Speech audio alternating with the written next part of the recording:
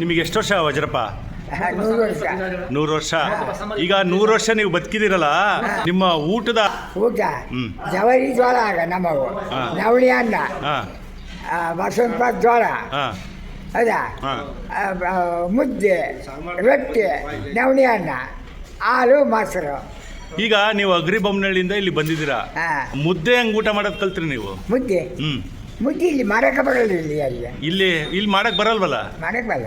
ನಮ್ಮದು ಮುದ್ದೆ. ನೀವು ಜೋಳದ ರೊಟ್ಟಿ ತಾನೇ ಜಾಸ್ತಿ ತಿನ್ನೋದು? ಜೋಳದ ರೊಟ್ಟಿ ನಮ್ಮ ದಿನ.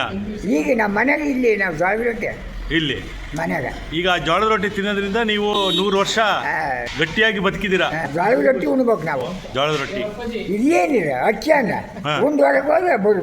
ನಿಮಗೆ ಭಗವಂತ ಚೆನ್ನಾಗಿಟ್ಟಿರ್ಲಿ. ನೀವು ಈಗ 100 ವರ್ಷ ಶತಾಯುಷು, ಇನ್ನು ನೀವು ಒಂದು 10 ವರ್ಷ ಬದುಕಬೇಕು, 25 ವರ್ಷ ಬದುಕಬೇಕು. ಆಯ್ತು.